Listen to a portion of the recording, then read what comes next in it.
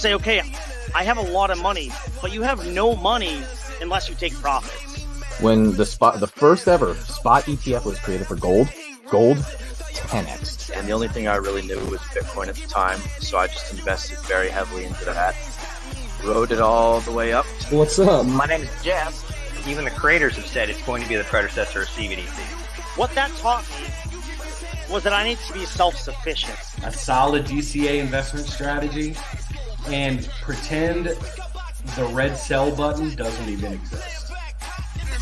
We about to go up like. Ladies and gentlemen, we are live. Ladies and gentlemen, welcome to the DGen Roundtable. If you are on the East Coast, it is the 8 o'clock wind down hour. If you are on the West Coast, it is the 5 o'clock free ride. And if you're somewhere in the middle, you can eat a little dinner, learn how to become a winner. Hey, we got some fire content for you guys lined up tonight. We got some special guests in the house. We are excited about the TA mega stream that we are going to be putting on for you guys. For those that are catching us live right now, shout out to you guys. Thank you so much. If you guys want to throw questions in the chat, feel free to. We'll try to get to them as best that we can. As always, make sure you guys like, comment, subscribe, share the video across all your social medias, and click on that description link. You guys will find our Telegram, our community Telegram. Make sure you join that up. Also, make sure you guys, if you want to do so, there's a QR code on screen right here for you guys to join up in the Telegram. Agent Jay, what's going on, man?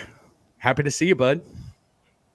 Likewise, senor. Very excited to have both Axis and Boogie here. I know we were talking in the green screen about how, our guys and our audience always get TA from me. So I'm really excited to give the community some insight from two other very well-respected and great technical analysts, at least, in my opinion and, our team's opinion. So I'm very excited to do that. So thank you, Axis. Thank you, Boogie, for joining us today, brother.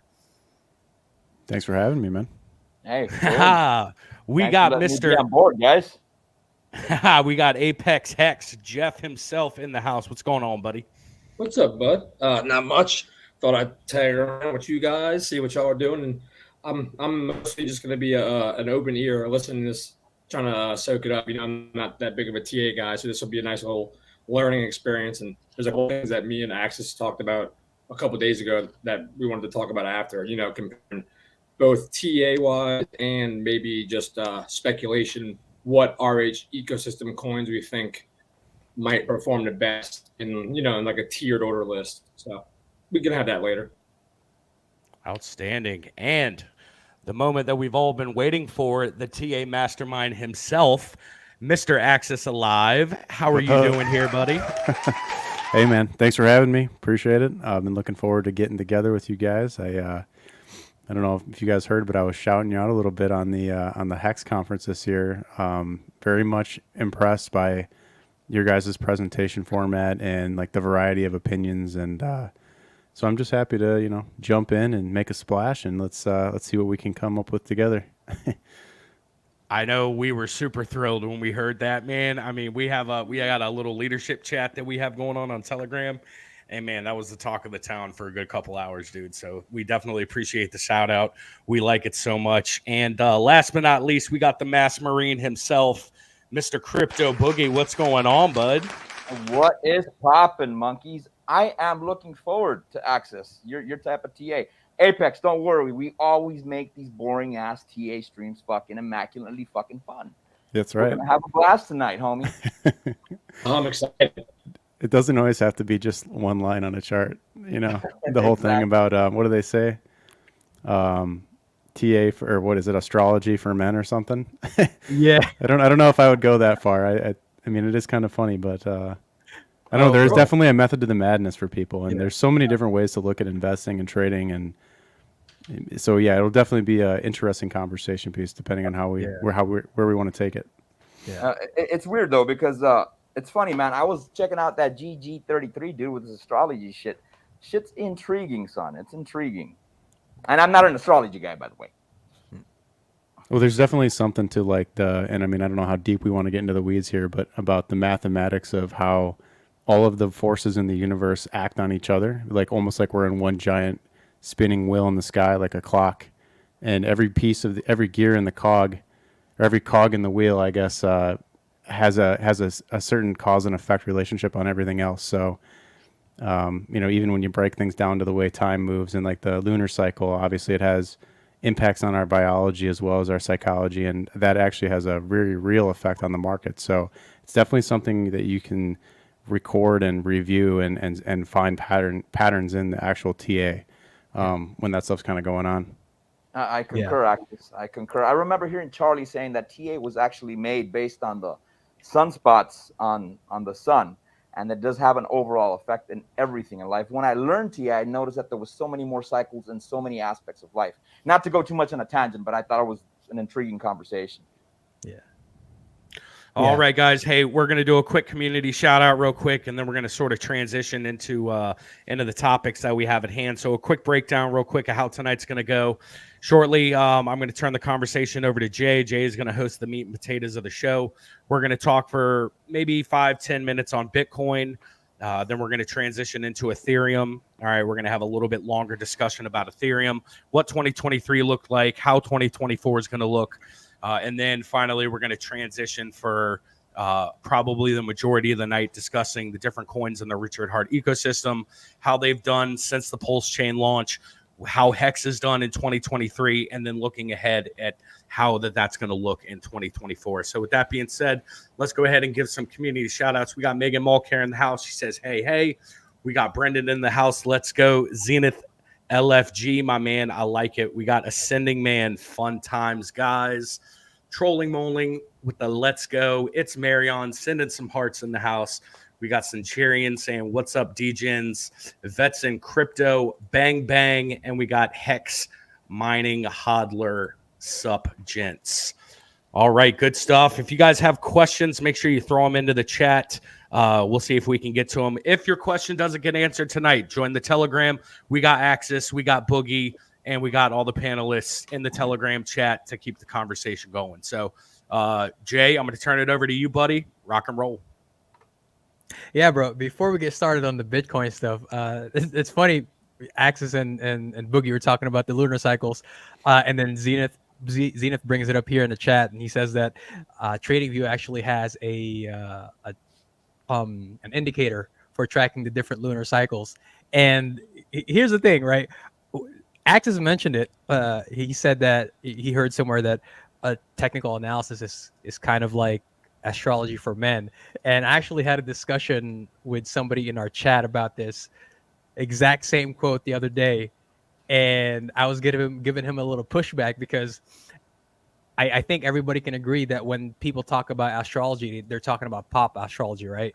And I told him anybody who quotes you that probably doesn't know anything about TA, because everybody knows that the indicators that we use in TA is math-based, right? Like a moving average is calculated the same exact way, no matter how you feel about the moving average, right? The math is always going to play out the exact same way, as opposed to pop astrology, which is based on the fields. But like Boogie and Axis mentioned, and the reason why you have an indicator for the lunar cycles on TradingView is because traditional astronomy, like they mentioned, that is very math-based, right? Very physics-based. So when we bag on astrology, it's usually about the pop astrology, like a horoscopes and stuff. So we're not bagging on it too badly. So I just wanted to highlight Zenith's comment there because I thought that was pretty funny. Well put. But yeah, so let's go ahead and talk about Bitcoin for a little bit. So for those of you who were here on our Sunday episode, you know that I gave everyone I think we went for an hour just discussing the potential for Bitcoin during Q1, right? During our Q1 thesis episode. So I'm not going to bore you guys too much about the details, give you a brief overview. And then I'd like to get the insight from both Boogie and Axis and how they see things playing out over the next few weeks and over Q1 as a whole, right? Because this is the quarter before the halving, so things are definitely getting exciting. So let me go ahead and share my chart here with you guys. Give me one quick second. Here we go. Let me know if you guys can see this. Looks good. Clear as day, son. Wonderful. Okay, so to give everybody here a little bit of a a little bit of a kind of like a rewind. So we're currently in Q1 of 2024, but the entirety of 2023, Bitcoin finished its first two waves of the macro Elliott wave cycle, right? We have the wave 1 here, wave 2 completed. This was around the tail end of, actually the middle of the September, and we are now heading into Bitcoin's macro wave 3, which is anybody who knows or follows Elliott waves knows that the wave 3 is usually the most exciting out of every single one during an impulse, because that's the one where we get the most bullish price action. We are currently in a little bit of a pullback, right? But here's the thing. I mentioned this on Sunday. I've been pretty adamant about the bears having a very difficult time pushing price too far below $40,000. And the reason for that being is, if you see this purple band of support here, you can see that we have quite a large amount of price action, right? We have a handful of both cycle highs and cycle lows, both back here in 2021, right? And then a few weeks here in 2022 that'll serve as pretty strong support for price if it does decide to come back down a little bit lower, right? If you could see here, Bitcoin has found every single time it's come down to this top band of support here, price has been bought back up, right? It's bounced there pretty strongly. And then if you also take into consideration this long-term upwards trend line that we have been forming since the end of 2022, right?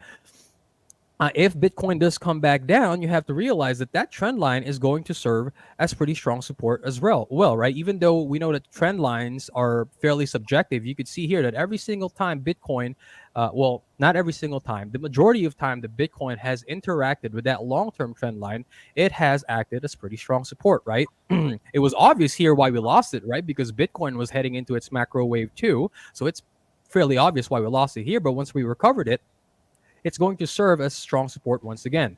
Also, if you do a fib retracement, let's do a fib pull here from the very end of our wave 2, which would be the beginning of our wave 3, to our current high.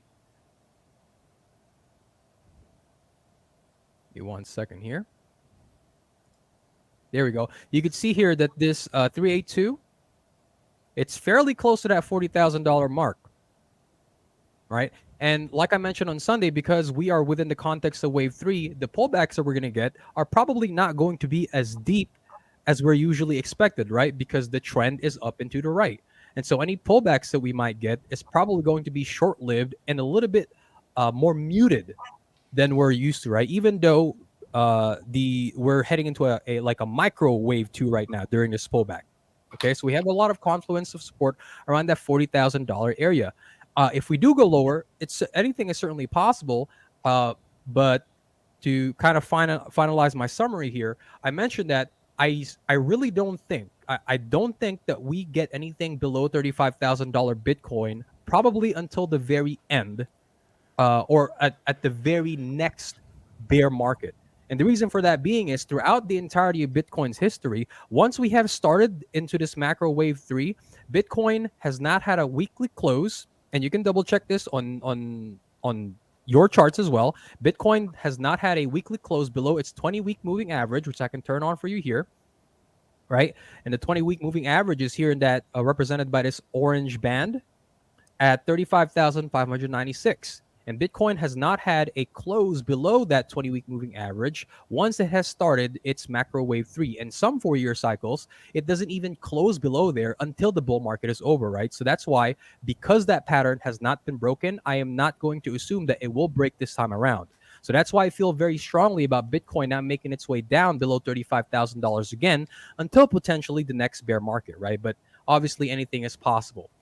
And since I have the Bollinger Bands here, last thing, if you could see here, see where the bottom of the Bollinger Bands here is on the daily, that is also around $40,000 area, right? Again, we're adding confluence into that $40,000 area, telling me, see how this actually nice, it actually interacts with that long-term trend line as well, that if price were to head back down, that the $40,000 area is going to be very, very, very stiff. It's going to be a very stiff wall for the bears to break into.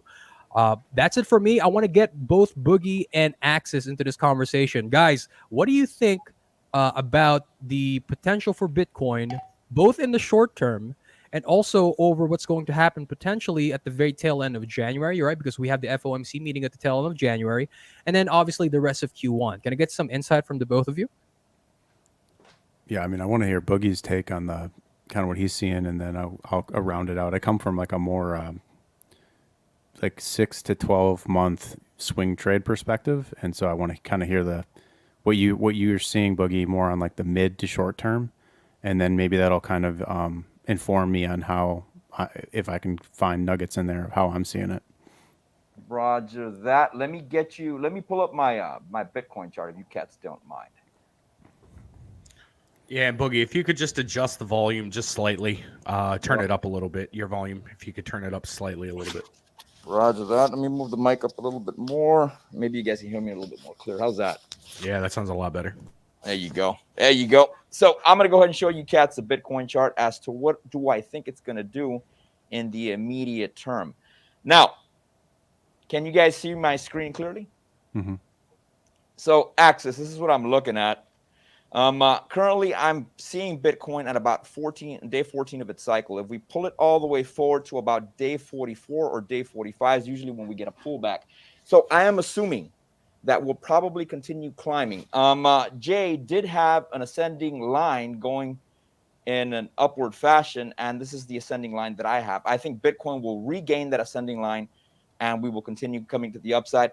It would not surprise me as we approach income tax season, because what do people do when they get their income tax return? Option A, they go buy new Xboxes or PlayStations, or you get the smarter people that put it into the stock market, and you get even the smarter people that put it into freaking crypto. And I think because of that, we're probably going to pump to the upside. So do I think we'll come down exactly on day 44? I would say no. I think we might even push up to day about 55 before we start seeing freaking BTC come to the downside. It would not surprise me as we approach income tax season, or at least approaching freaking the Bitcoin halving, we could meet this marker area of about 65. I think that if we hold this area of about 48,397, and let me see if I can get this shit right here. If we hold up to this area, we bounce up, because these areas are areas of resistance that it's going to meet. It may come back down. It'll bounce back up in here, and we may have a little bit of a battle at $52,000.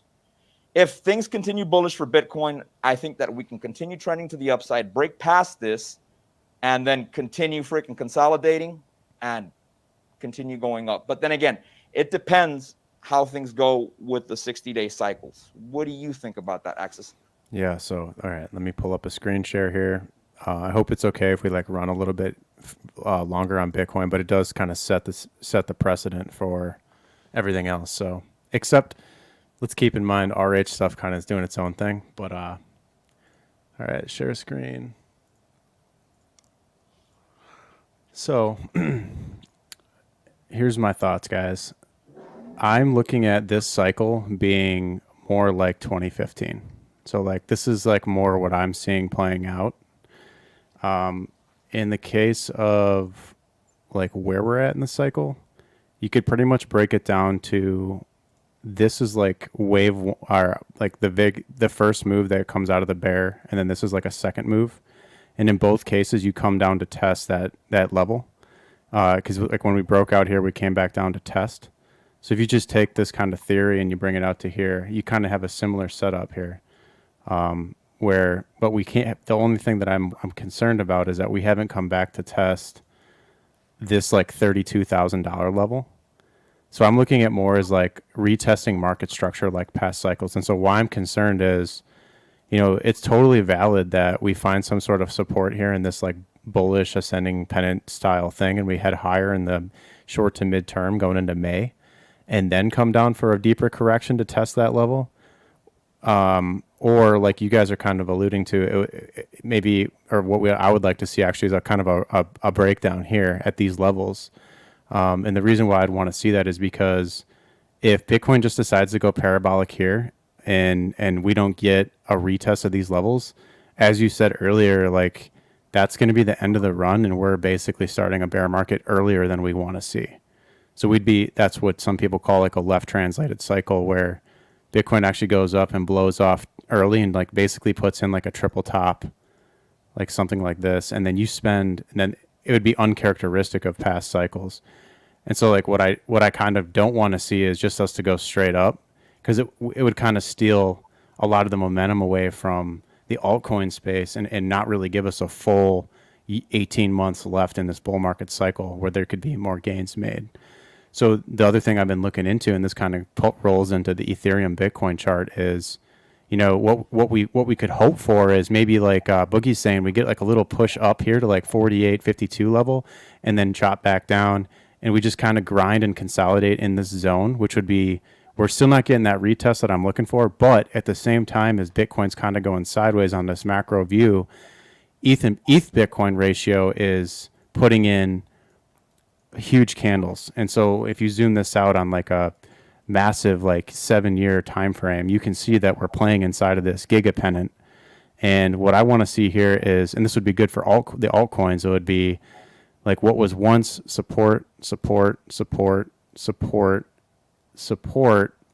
come up here and test this upper trend line on Bitcoin weakness or sideways price action, and Ethereum kind of like break out here and go for higher levels against Bitcoin, maybe go touching those like 32, 36, or even like $4,000 per Ethereum on that Bitcoin stagnation part of the cycle. And so I guess what I'm seeing here is like kind of like a ratio trade play between a stalled out Bitcoin while money seeks returns in other places, and that starts with Ethereum and then rolls into altcoins. Do I know that to be the exact way this is going to play out? No. But here I have some Bitcoin fractals. I basically had us at this point earlier in the year, or at the end of 2023, where it was like do or die. We were either going to spill down like the COVID crash, or we were going to rip up like 2015. It just so happens that we tracked more of that 2015 breakout, but we never got the retest of the base here. And so my question is like, do we chop sideways? Do we get the breakdown? Do we get like a break up and then go sideways? But the general thesis here is that this is where we're going to play the game over the next 6 months. With that, while all this is going on, Bitcoin dominance is basically triple topped, and you have a bearish engulfing candle here on the weekly, and that printed and closed. So Bitcoin dominance is set to decline, and this is setting up for a super cycle in altcoins like you can't believe. And so this has kind of got me kind of excited that we're ripe for an opportunity for something like the RH ecosystem to really solidify itself as true DeFi and bring us and put us on the map. So that's kind of my thoughts on the kind of full macro setup. If you guys want to dive into the dollar and how that reinforces this, we can do that, or however you guys want to take the conversation. So in your opinion, Axis, what you're saying is that you're looking forward to scaffolding to the upside so we can create support resistance, in summary. Hence why you want to retest 35 or 30. Yeah, I think it'd be better for this to take longer for Bitcoin, because the last cycle was so vertical that we didn't really get a chance to create nice price structure, so that in the case of like institutions or large investors, they couldn't really position. It was just basically October of 2020, we were at $12,000 Bitcoin. And then boom, by March of the next year, we were at $42,000 Bitcoin. So it's like there was no real time for the market to develop. And so, yeah, I would like to see that, like, as you said, scaffolding. I'd like to see some sideways action on Bitcoin here between, 32 on the low end and 56 on the high end, but usually it meets somewhere in between. So maybe we're looking at something more like 35, 36 on the low end on a test on a wick, and then a rip back up. And then the upper limit might be something closer to like 52. So that's what I'd like to see out of this time frame. Yeah, I think that sounds pretty solid. It would be pretty dope if we do retest that area you mentioned, so we can create that scaffolding. That way, when BTC does want to come down hard, because I do think there will eventually be some type of black swan event in 2024. Everything's popping off towards that, and having that support resistance, I think, is really going to help us hold that freaking price line, if anything. Now, I was not here during the Android 19 crash. What about you, Cap? You guys here for that? How much did BTC really dump when that occurred? How did the support and resistance hold it up, in your opinion?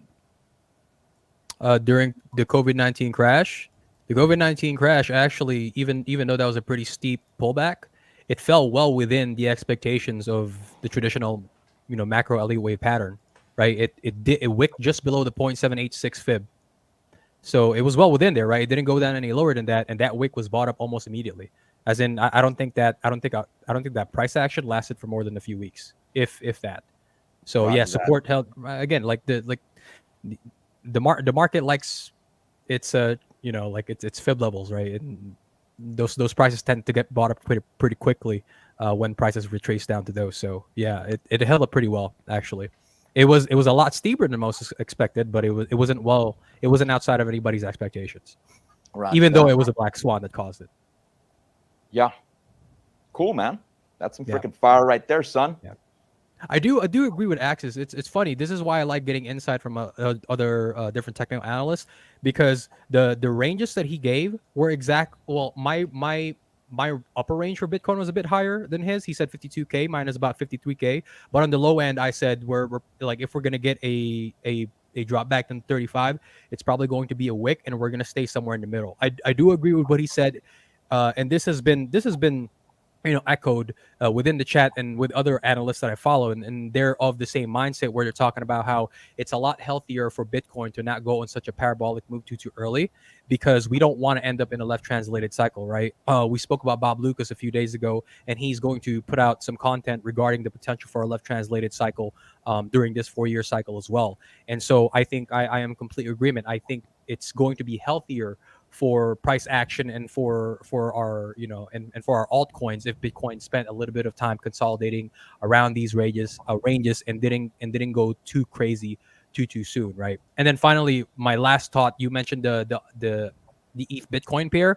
I think you're right. I think this year's, because we've kind of passed over the Bitcoin ETFs, and BlackRock is now right. What is Larry Fink doing? He's talking his book, and every single time that he's been on camera in front of like traditional media outlets, he's talking like he used to be talking a lot about the Bitcoin ETFs, but now he's sprinkling in a lot more about the Ethereum ETFs, right? So it's like he's moving on to the next thing that he knows is probably going to be approved as well, because he's 1 in 500 and something as far as ETFs are concerned, and I think he's just waiting to add this to his win rate again. And that chart that Axis brought up about the ETH Bitcoin pair, I think it is like you saw that Ethereum Bitcoin pair is finding support at that very same levels, right? For the overwhelming majority of 2022 and 23, especially in 23, all of 2023, Ethereum has bled against Bitcoin.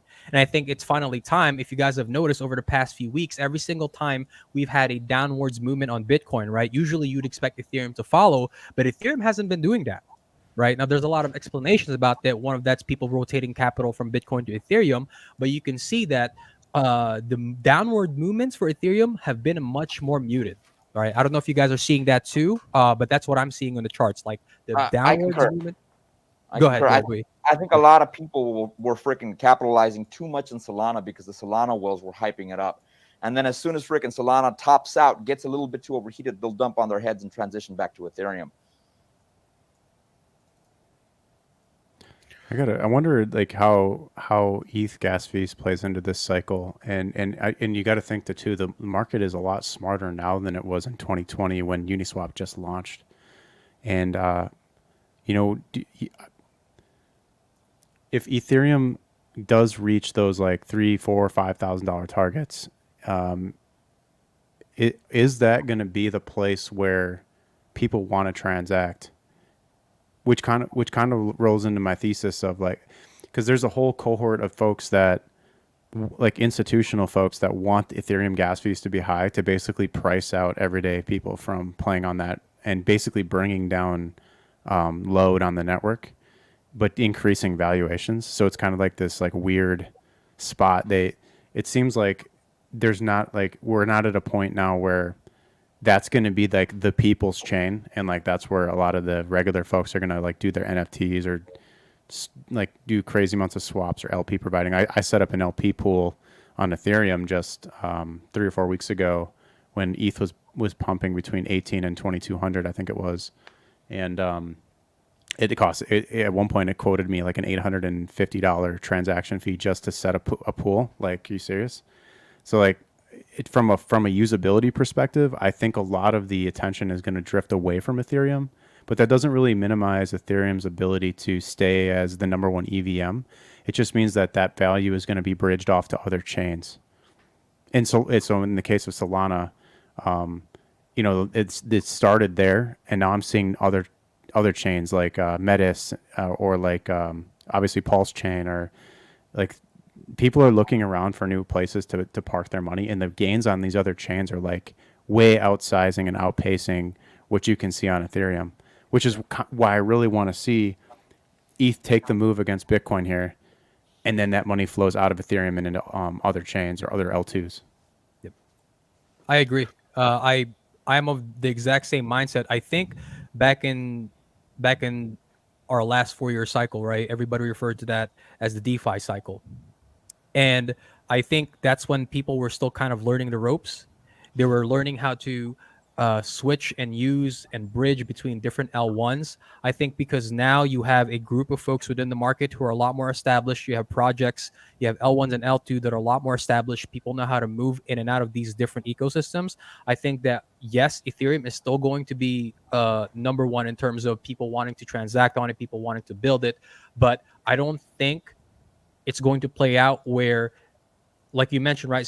There are a cohort of people who want to stonewall people who can't afford an $800 Ethereum transaction. I think because now that the foundation is there, the platforms are there, the other L1s and other L2s are there that people are going to be able to use and transact.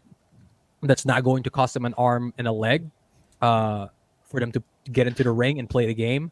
I think that's exactly what's going to happen. I don't think people are going to be stonewalled out. I think they're going to find a way into these other ecosystems like PulseChain, like Phantom, like Solana. I mean, look at Solana. You know, like they were figuring things out during their first cycle too. I think that's why they were. I think the meme with Solana is they're always down, right? But hey, like credit where credit is due.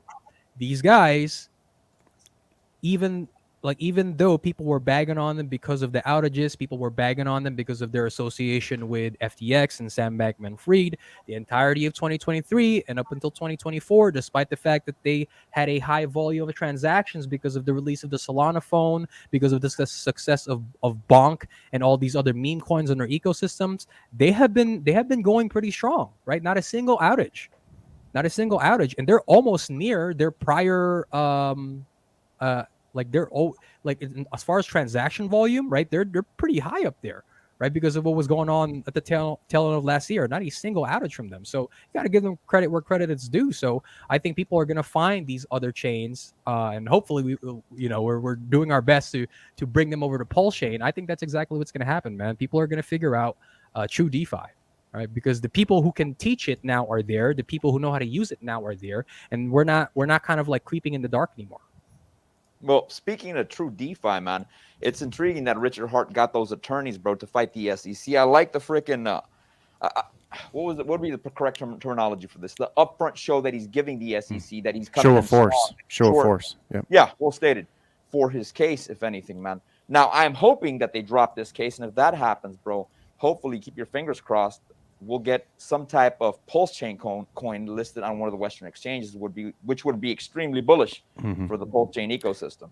My main concern is, like you mentioned earlier, is with the cost of Ethereum going up, will it be too freaking expensive to bridge over to PulseChain, paying the Coinbase fees, and then paying the Ethereum fees to transition over, and then paying the bridge fees to transact on PulseChain? What will gas fees be like once Ethereum gets back to that $4,900 level? You know what I'm saying? Mm-hmm.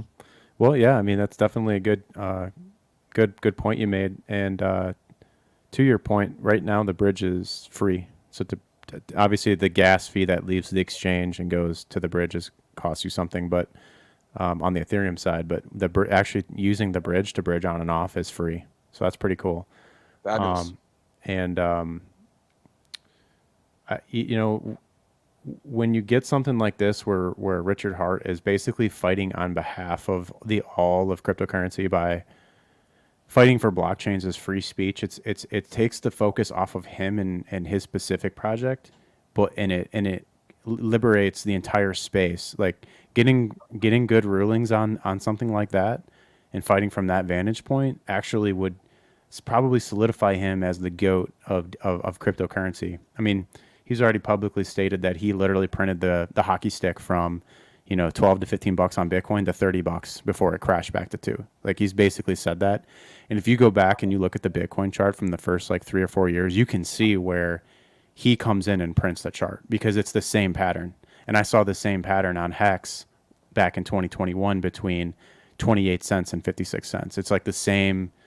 You can, and especially when it's printing on live on like a 15-minute or 30-minute chart, you can see the money flow in and how he prints the green candle. And when it comes to sell off, if it right as it goes below a critical support level, it's just an instant wick and then a further forceful bullish engulfing. Like, it's pretty amazing that you have this guy that's so skilled, so well funded, so smart, has the best legal team behind him, and he's fighting on behalf of all of cryptocurrency. Like, if he gets a win here, it's going to put PulseChain and Hex on the map right in front and center for all of crypto to notice, and the gains is going to be just absolutely unreal. Like, we're already going to see 50 to 100x this cycle on these coins, but that's just what could take it to the 10,000x, especially under the condition that it gets listed up front and center on like a coin, on like a Coinbase or a Kraken, or and there's actually actively a foundation newly formed called the PulseChain Foundation that's actively seeking proper listings on CoinMarketCap, CoinGecko, and getting us listed on exchanges. I know they'd been targeting Gate.io, Maxi, some of the smaller ones in the short term. But, you know, I think in the same way that this most recent price pump on PulseChain happened, on a smaller scale, you know, all he said, made a show of force, made it public, and then you saw funds cross the bridge, and bam, now we're up like hundreds of percent. That's like a small microcosm of what could happen on the macrocosm if this stuff kind of like all falls into place. We could be seeing price targets that just would blow your mind. Stuff that, you know, back in the beginning of Hex, you never thought it would do a 10,000x, and things just happened to line up perfectly. And here we are again, same setup, minus 99% down on eHex, same setup. Like, you couldn't ask for a better setup. The downside risk is so limited, but the upside risk is almost unlimited. So I know that we're perfectly positioned in this, and, you know, we need to understand things like the macro, like the dollar, oil, and like the precious metals and the stock market and Fed rates and all this. But at the end of the day, you're basically positioned in this tiny little puddle of cryptocurrency backed by an ocean of money, and you wouldn't want to be in a different place. Yeah, and it's good you mentioned that, man. I think one of the ways PulseChain and the Richard Hart ecosystem can get to the top side is we need bigger Hex PulseChain YouTubers, bro. 100%. So we could drown out the Cryptos Are Us that only talks about Hex and PulseChain when it's down, or when Richard Hart's being chased by the SEC. I think that's one of the things we do have to focus. We do have a lot of ETH whales and BTC whales, not in the sense that they're holding these tokens, but that's the main point they talk about on their channels. If we can get some big time YouTube Hex sharks per se, or Hex frickin' dolphins in mass amounts, bro, because we are the biggest group within frickin' YouTube, I think we can drown out these whales, bro.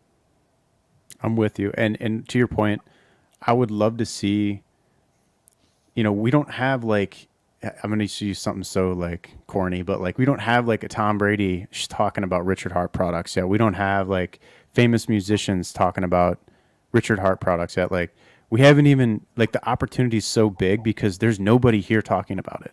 Yeah, you got people like me who's been out here spilling my guts for 3 years talking about T-shares, but nobody gives a shit about that in the grand scheme of things.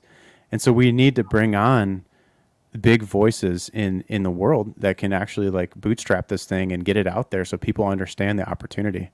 And when it comes to Bitcoin and ETH whales, in the case of Ethereum whales, I would love to see, you know, it's going to be like a capitulation of sorts. Like, one of the whales, like the God whale came in, right? That was one of them. But when is the next 10 or 20 of them going to come in, where the first one jumps in with like 10,000 ETH, and they're just like, not all at once, of course, but you can look on the chain and see that they got 10,000, 20,000, 50,000 ETH. And you just start seeing them buy like 1,000 ETH chunks of Hex. And because they're trying to defend their chain from other things. So like, how could you defend the Ethereum chain better than anything else? Well, you could basically corner the market of EHEX and absorb billions of the supply. There's only about between 16 and 18 billion liquid EHEX supply. That's user supply. And so just to get 1 or 2 billion of those between 1 penny and 10 pennies and absorb all that supply, you have an infinite money printer now for you to defend your chain on Ethereum. And then you can kind of minimize the risk of everybody flocking to PulseChain if that becomes like a hotspot for activity. So I'll be very. It's kind of nice that they have that optionality there, where the Ethereum whales should latch onto EHEX and use it as a tool to increase their ETH position, but build up this like infinite money printer machine. And in doing so, by printing those candles and making a market, they could give the Ethereum chain a place to they could basically bootstrap it from the ground up so that there is like real yield there for that for regular people, and they could bring the adoption in, because people chase green candles, man. That's just the reality of it. You'll see the most adoption on a chart when the thing's going parabolic. And it's funny you mentioned that. I'm really liking Rebel Yell's comments, bro. I think he had made a comment about me and Elizabeth Warren or something of that nature. That's pretty hilarious. But he did state, we got the Moon King, and that is one charismatic fricker, bro. That motherfucker is charismatic, dog. Yeah, yeah. And I like that shit. Man. I think we need more of that, bro. He's kind of like a different flavor of Richard Hart, if anything. You know what I'm saying? 100%, dude. All Gucci'd out and shit. You know what I'm saying? Yeah. Yeah, I mean, it makes sense, right? Maybe I can drag in Kalian Noir, bro, into the Hex ecosystem. I think that would be freaking dope. He was asking about it last bull cycle, if anything. You know what I'm saying? He'd be a good person to drag in here. Yeah. Well, suppose Access is completely talking about it too. Say again. One more time, Jeff? Apex? I said supposedly you got the Cardones, Gary and Grant talking about it thanks to funding Jim. That's fabulous, dog. That's some good shit right there. You know what I'm saying? Yep. Yeah. If we he's no Tom Brady, but I mean, if you get one of the Cardones into here, that's definitely a good start. I know people are going to give Access a lot of shit because he said that, right? But the unfortunate reality is, the people here, right? The vets in the space, the people who really fuck with Richard Hart and his ecosystem, we like T-shares because that's how we understand the value proposition of Hex, for example, right? But when Access says nobody really gives a fuck, that's true also, right? What people like is they like chasing green candles, they like buying tops, they like FOMOing into those things. So yes, the T-shares are important because to us, like, that's how we understand the value proposition of the project, right? For PulseX, the value proposition there is that it's deflationary, right? There's a finite amount of supply. There's a buy and burn function for the damn thing, right? So it's deflationary, but you're not going to get a lot of the normies in that exist in the middle of the bell curve into the system unless you have somebody like a Tom Brady talking up the project. So he's absolutely right. So I think it starts with folks like us, right? Where RG3 refers to it as a grassroots movement, and that's exactly what it is, right? So it'll start from us, but you can't underestimate the power of a figurehead, right? Who can maybe, since Richard can be as out in the public as he used to be because he's dealing with a lawsuit, right? If we had somebody like Gary Cardone talking Hex up, that's going to be big. That's going to be big. Yep. Well, we did have Altcoins Daily, man. We did have Altcoins Daily talking about us and then I think about a week later, bro, Richard Hart got his freaking doggone subpoena from the SEC, or he got that lawsuit against him from the SEC. I think Altcoin Daily was saying that he expects PulseChain to do fabulous. And then about a week later, boom, we get that freaking lawsuit, man. That was a kicker on the balls. But, dude, I'm kind of glad that occurred because it gave me so many opportunities to buy at the downside, bro, while everybody was freaking screaming. Dude. I made the buys of a lifetime down there, dude. Yeah. Yo, same. Oh my god. Nagapo had me convinced, bro. Nagapo had me convinced. He was smoking freaking crack, dog. He had me convinced, dog.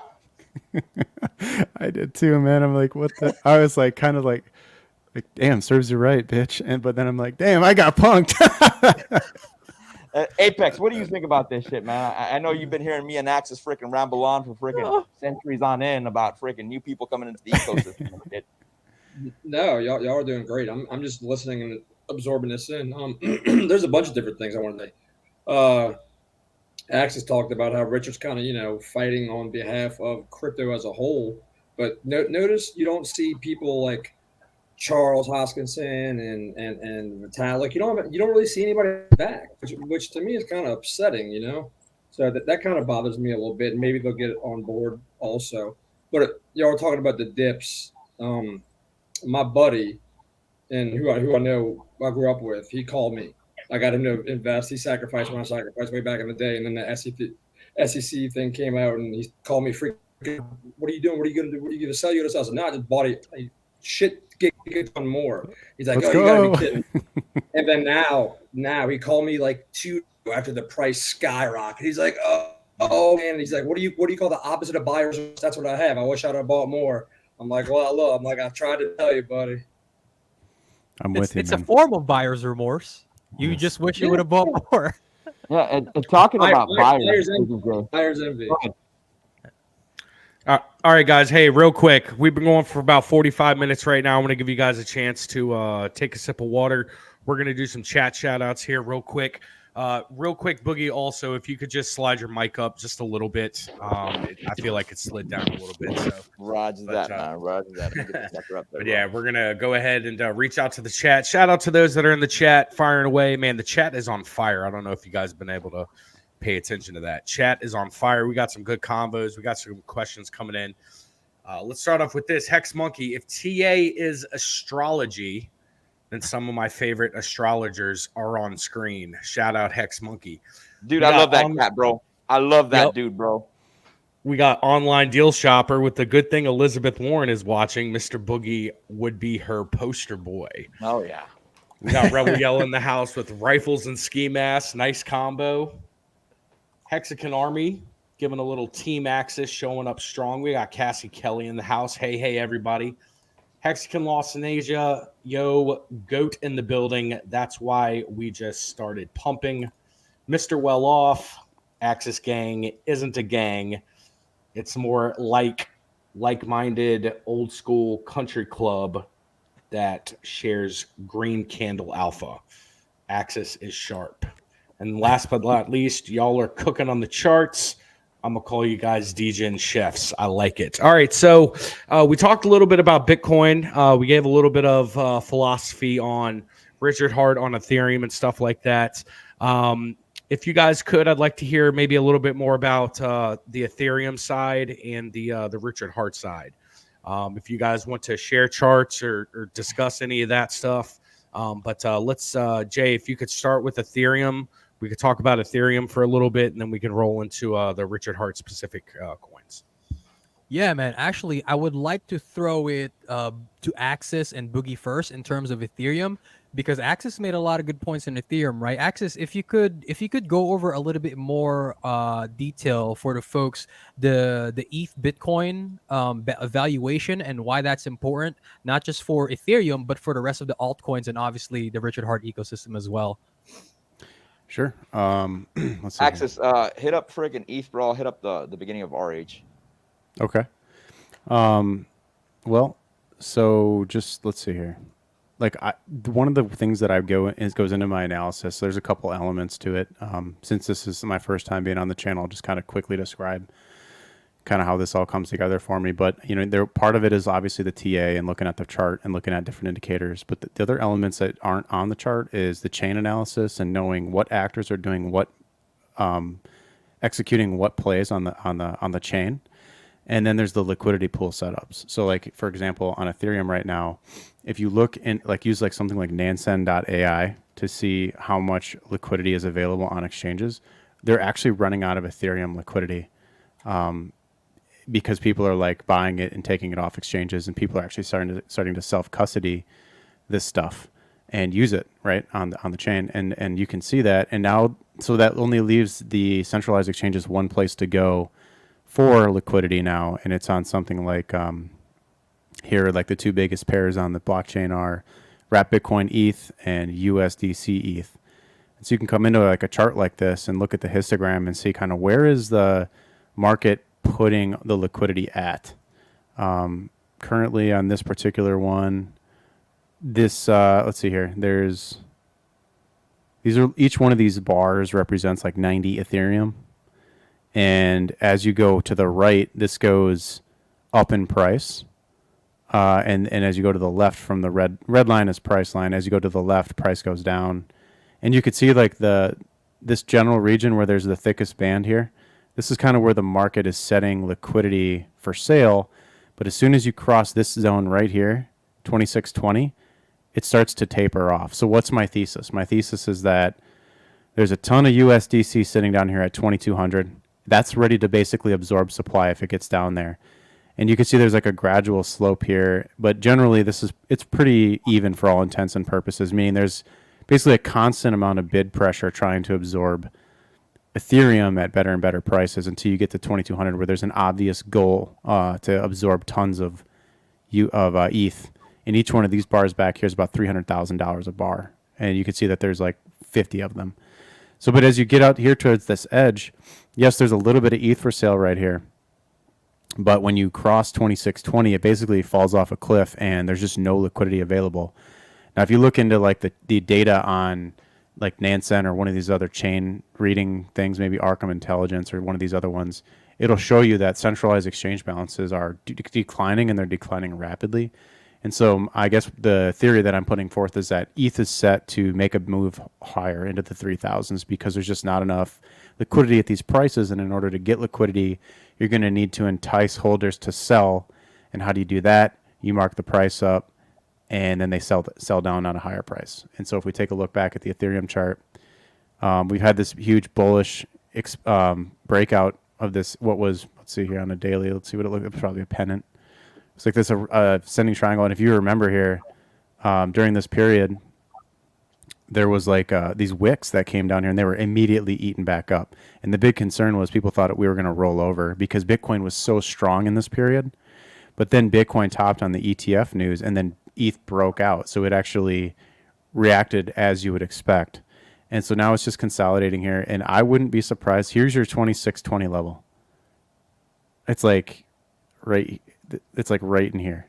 And so as soon as this price line gets up into this zone here, there's no liquidity left on decentralized exchanges, and centralized exchanges are going to come in, and the market as a whole is going to come in and absorb a lot of that supply. So you could set out targets, but after this breakout here, I mean, this is like just a typical bullish structure. You had this basing bottom here. You came up, created that sideways consolidation pattern. Let me clean it up for you. Bam. And then from that breakout level, you could basically take this flagpole and put it out.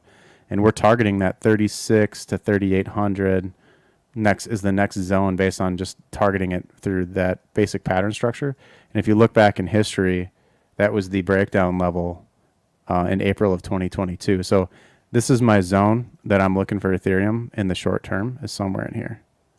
And it doesn't have to be exact, guys. When you're taking bigger trades like this on longer time frames and letting weeks of time pass as these develop, you're not really caring so much about the day-to-day. You're just kind of positioning for this like longer move where Bitcoin money rotates into altcoins. Roger that. That was good shit. That is absolutely. Let me jump in here real quick, Boogie, because this is exactly what I wanted to happen, right? Because Axis, I know that he used to have a liquidity course with Sloth, and he gave you guys some extremely crazy alpha right there. If you folks have been listening to what I've been saying about Ethereum, Axis just actually let me back up his thesis. He said, right, just looking at that histogram, I think you said, Axis, that there's a ton of liquidity to absorb the cheaper Ethereum around like the $2,100, $2,200 area. Is that correct? There's a bunch of USDC sitting underneath $2,200 a coin where they just want the price to fall back to. And if there was a sell-off that was to occur, they would basically pull the liquidity, and like a market maker would pull liquidity, if you want to pull up my screen here, at that zone. And then if the price were to fall all the way down here, which it's not going to, guys, I just showed you on the TA how it's just not going to come down here. But if it were to, as soon as it got into this zone, the market makers would pull the ETH off the market, and then because there'd be less liquidity sitting in the zone, they'd shoot the price back up because it takes less economic energy to push the price back up when there's less liquidity in the pools. Yeah. So this is another variable, right? And that's fantastic because you gave the audience here a visual. That's another variable that you can combine. And what Axis showed there in the liquidity pools is exactly what you also see on the charts. Now, very quickly here, I'm going to show you my Ethereum chart, just so you could see how that's represented on the Ethereum chart, right? If you take a look, whoa, what happened to my Ethereum chart? Okay, let me. My Ethereum chart disappeared. Give me 1 second. Should be the one on Bitstamp. Is it? Yes, it is. Whew. Jeez, I don't know how that disappeared. But so here we are. We have the Ethereum chart. This is on the weekly, but let me go on the daily just to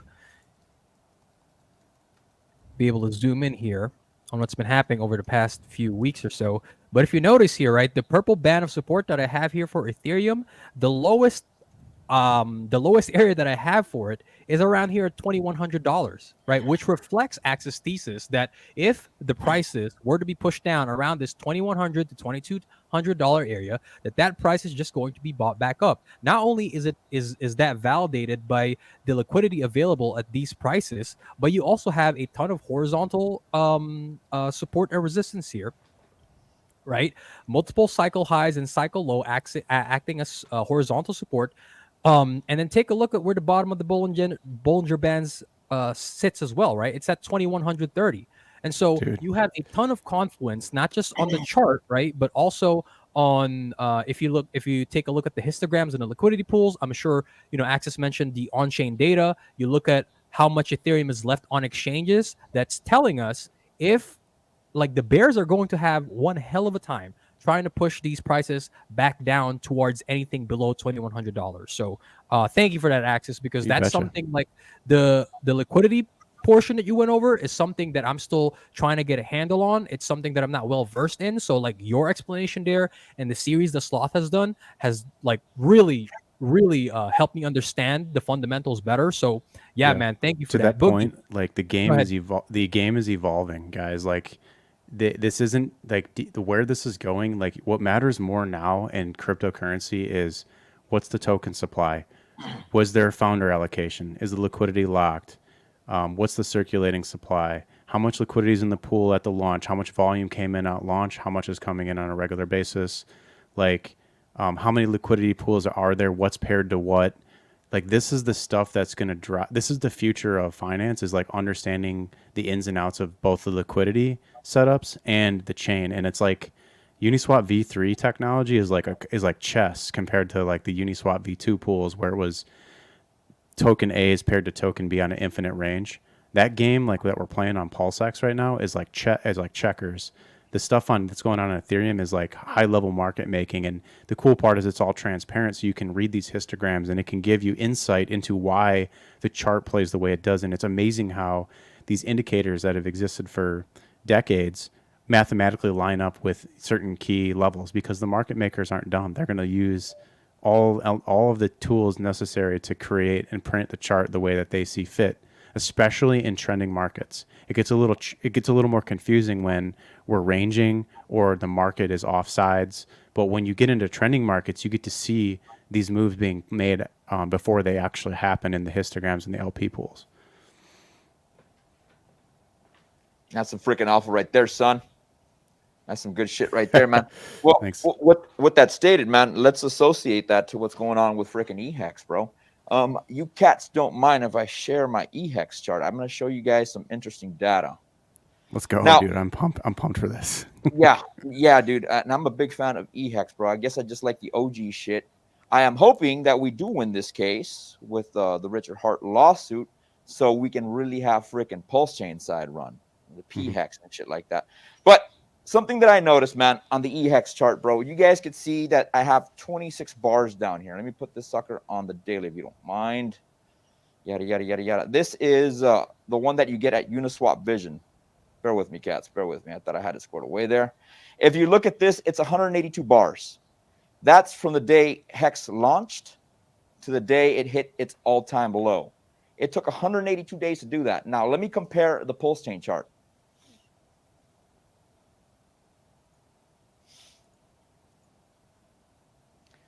Is that it? I think this is it. Now, let's look at the PulseChain chart.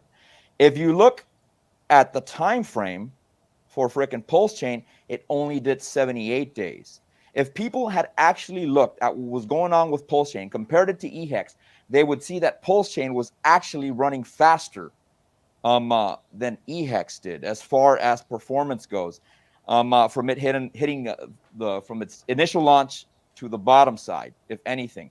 And I think a lot of cats missed that. I was talking to one of my homies, and he was telling me, look, bro, I don't think Hex is going to do that great. But when I showed him this shit, that freaking PulseChain ran this shit in 78 days versus EHEX, we did that, what, in 175 days? That is some extremely bullish data. Know what I mean, Jelly Bean? Oh, yeah. Dude, the setup on Pulse was so clean. Like, if you drew like a pennant from the peak to where we kind of like, we made that like breakout move, and it kind of like that exponential push to like 4 zeros and an 8, and then we rolled over. If you just connected like the all-time high to that level, before we made this big move right now, the price literally rolled over and touched that area of confluence and just like exploded off that level. So even from like a technicals level, it's clear that there's a plan in place. The market makers aren't just like willy-nilly letting this just pass by. Like PulseChain is probably going to perform at a faster clip than Ethereum did, and even in the early days, which is hard to believe. But yeah, it's an amazing setup for sure. In terms of the EHEX trade, like it's in a unique position because it did its original minus 99% drop within 2 to 3 weeks after it launched, and this time we did the 99% drop again, but this time the 99% drop took 2 years to complete. And had you not had things like PulseChain fork and the doubling of the supply, effective doubling of the supply, and all of the arbitrage and hedging around that chaotic moment, and then in addition to that, getting things like Hedron to come online, which stole economic energy, or the SEC crash most recently that was like the final kaput and put us on EHEX down to 0.00028 or 0.003, I mean, for all intents and purposes. Like, you wouldn't have gotten those levels if you didn't have all of those negative things stacking on top of each other. And so as I've been telling people, like, your chances to buy below a penny are like basically done. Like, the price is consolidating right below that neckline of that inverse head and shoulders pattern there around a penny. And when that breaks, 2 to 3 cents, like almost immediately, snap of a fingers. And I wouldn't be surprised to see it overperform and try to head up to that 3 to 5 cent range before like getting rejected back down to perhaps like 2 cents. So it's going to be pretty bananas. And I have been like you, Boogie. I've been loading up on EHEX. I was able to buy the bottom. Of course, when we were down there, it was kind of high risk because we didn't know, hey, is it going to go another 0.2 of a cent lower? Am I going to lose 50% overnight? Like, there's no way to know for sure, but you were coming into that legacy support from way back around Big Payday, like you showed. And if you look at the Hex Ethereum pair or the Hex Bitcoin pair, it actually went even slightly lower, which gave you godlike entries if you were coming in from Ethereum or Bitcoin. And Yeah, dude. I concur. What was wild though was, dude, it was some scary shit, bro, going to the downside like this, bro. Yeah, I didn't know what the hell was gonna happen. Yeah, even Crypto Coffee, man, was saying, dude, this bear market is shaking me up. You know what I'm saying? But one person I really got to give a shout out to, man, is Miguel, Dollar Cost Crypto, bro. That guy remained freaking headstrong the whole way down, bro. And he kept a lot of the community strong as to how freaking EHEX and PHEX was going to do. Of course, me and him differ a little bit on options. He thinks PHEX is going to do better. I'm a little bit more of the freaking latter. I think EHEX is going to do better. But mentioning that and price points, let me share some more things if you guys don't mind as far as EHEX and PulseChain. Now, let me go ahead and pull up that chart again. I did a quick measurement on this sucker. Let me put the sucker on the weekly. Can you guys see the chart? Yes, very good. Fabulous. If I measured from the low at the all-time low of EHEX and I pushed it all the way up, bro, to the top. That gives us a percentage range ballpark of about 26,000. Now let's go ahead and compare what that can do with PulseChain. Now this is moon math. This is not financial advice, cats. This is just something to get you a little bit excited. Oh baby. So I'm now so let's glad. look. It seems like both you, me, and Axis, from the sounds of things, it seems like our bigger bags is of EHEX. What's the better buy? They both do the same damn thing. One's closer to the money printer, you know. It's all the money's on Ethereum. But I really like when I say I put my foot down on and took a stand with EHEX. I more than doubled my bag all the way down. so it's like, oh man. So I'm just glad to hear it from the both of you too. Yeah, man. So now let me show you. Let's do the same type of percentages, bro, on PulseChain. Now, Miguel, when I met him, he's always argued the point that PulseChain will at least make it up to a cent. So I did the same measurements, 26,000% from the low of frickin' PulseChain. That puts us almost at a penny. It puts us at about 89% of a penny, bro. Can it go to 3 cents? Absolutely. I think it can, bro. I think a lot of people are doubting it, but I think once the FOMO hits and people see those green candles, that's when you're gonna get a lot of cats hopping into the freaking PulseChain and the PHEX ecosystem. The Cardano dudes, I love them, bro. They're smart cats. They're very, very intelligent individuals. But Richard Hart does make a fabulous point. Nobody gives a shit about technology. People care about green candles, and he created an ecosystem and coins that do exactly that. I think last bull market, Shiba Inu was the highest performing asset that there was out there. Second place, I think, was EHEX. And I think we're going to come back for a round 2, if anything. Bro, you know what's funny? It's like you just said it there. Even Richard said nobody gives a fuck about the technology, but people are gonna be pissed that Axis said something like nobody gives a fuck about the T-shares, but they don't realize that basically Richard said the exact same thing, right? It's like we care about the tech because that's how we understand a value proposition, but people like green candles, and like you said, he developed something to go up into the right, like to print those green candles. So it's just so fucking funny, bro. I concur, man. And it's funny you mentioned that, bro, because everybody was ignoring PulseX and EHEX, dude. Those are some of the tokens that I bought the most of, bro. People were very bearish on PulseX, but people forgot that on initial launch, bro, PulseX ran harder than all the other coins. Know what I mean, Jelly Bean? Oh yeah, you're right. And I'm with you. I faded PulseX here most recently. Not because I didn't think it was gonna overperform during certain periods, because it was so depressed. Like a lot of times I'll look at that pulse to PulseX ratio, and it got all the way down to like 4-to-1 at one point, and I'm like, okay, that's a little too far. And it even came back down for a second swing low, and but it ended up making a higher low against Pulse. But then I was targeting that like 2.5-to-1 level, 2.5 PulseX per pulse, and sure as shit, it basically in like 3 days time it went from like 3.2 to immediately up to 2.5-to-1. And so like there was a huge move where it overperformed.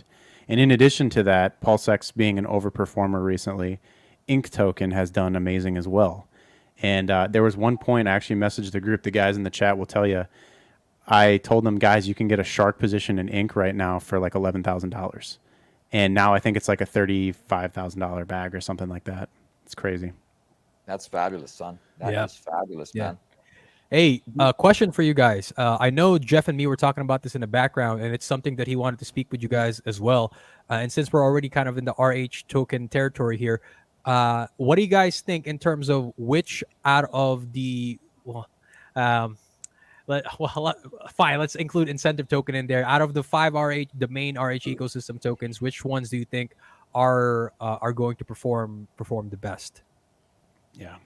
Well, I mean, I think first we have to clearly define what best means. And so if you want the least risk with the best performance, like finding that nice risk reward, versus just like pure percentage gains, like there's 2 different ways of looking at best. So I would say the most stable, best unit of account, best performer this cycle will probably be, just in terms of consistency, is going to be PulseChain. But there's going to be periods of time in the cycle where PulseX and Inc. are going to be levered versions of Pulse, and they're going to swing wild past its returns and then back down below. And so if you want to take a percentage of your Pulse bag and allocate into that to capture those different swing periods, like right now where we just went through, this whole time over the past like 6 months, if you were in PulseX, you were down. But if you just caught that 7-day window, you could have like 40% more Pulse like that. So think of it like that as more like a levered play on Pulse. But I think you can't fade the hexes, because and the unique position here is that if you have hex from pre-fork and you have both, to you, your perspective is the combined hex price. And I believe that the combined hex price can actually overperform and do another 10,000x. I think we could see $56 hex combined. Now, whether we hit that this cycle or next is the answer that I can't give you. My targets aren't that high. I'd be happy with, I'd be happy to say $3 to $5 would be combined is going to be where I'm kind of seeing the cycle. But you can't account for Metcalfe's law taking root or Reed's law taking root and getting the next million stakers. Like if we can really print the chart we need and these other factors start to line up in terms of good outcome with the case, and listings on centralized exchanges, like you could be seeing like $25 combined hex price. Like it's a possibility. It's not like a 0% chance possibility. Now, in your guys' opinion, man, compared to last bull market, how much more people are we going to get into the crypto ecosystem, especially after this last Bitcoin ETF we got? Do you think it's going to be 3 times the amount, 4 times the amount, 5 times the amount? Opinions. Hit me with it. What do you guys think? I think it'll be at least a 10x in user base. I've always said that. Yeah. 10x. When I think about it, I think a market cap. I think total market cap we could easily get to over 10. Well, I think we could get to 10 trillion. I think 10 trillion for a total crypto market cap is something that we could get to. We got to 3. We got to 3 at the top of last cycle. Bitcoin hit 1 trillion. I think 1 trillion was Bitcoin's market cap at the top. So I could see Bitcoin getting up to 3 to 5 trillion, and I could see a total market cap around 10 trillion. I think that would be a realistic estimate. What do you guys think about that? Yeah, I'm with you. I think realistically 8 to 10 trillion would be like the lower end where we should get there basically with just basic level of adoption or the same. And but if regulation is cleared up this cycle and it's all like out on the table and DeFi is a green light for the US, dude, think about all of the Web3 developers that would come on from the regular world. Like that right there is going to bring in a whole new wave of innovation. You're going to go from pets.com to amazon.com in one cycle. Yeah. And that's going to be real adoption and real utility in the space, and not just people chasing meme coins and stuff like that. Because we're still in that kind of that weird gray interim period where it was like a 2017 type cycle only strictly for DeFi last time. And so we're kind of got to phase that money out.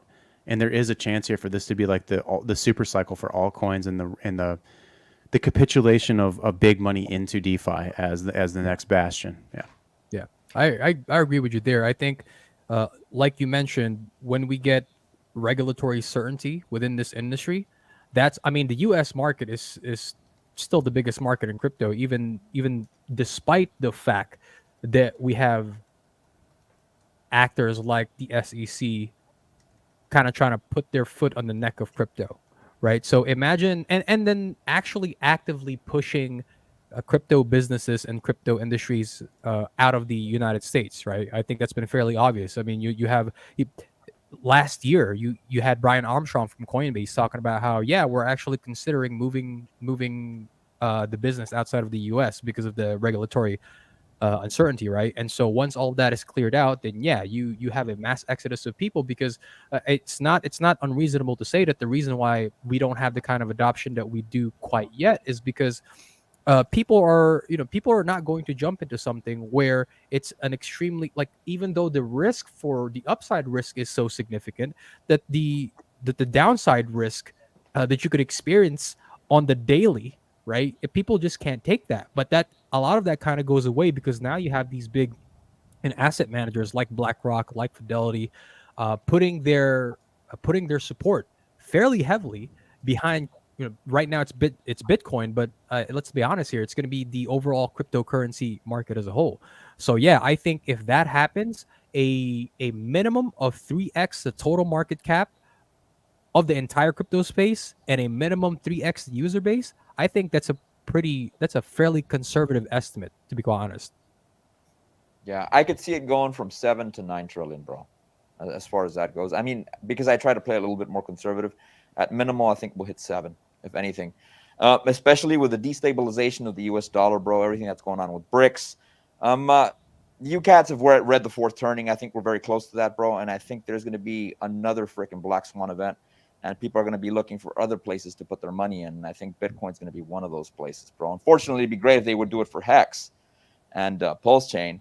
But only time will tell, my friend. Right. It's only a matter of time. And the thing that monetizes time itself. Yep. Yeah, man. What were you just saying about... Hey. Yeah, go ahead. It's another interesting thing that I just saw today. Not to get too deep into politics, but since we're in Bitcoin, you can't ignore the fact that Ramaswamy just dropped out of the presidential race, has endorsed Trump, and Trump was like he's going to be with us for a very long time. And when he endorsed, I'm hoping that means right VP, in the Iowa caucus.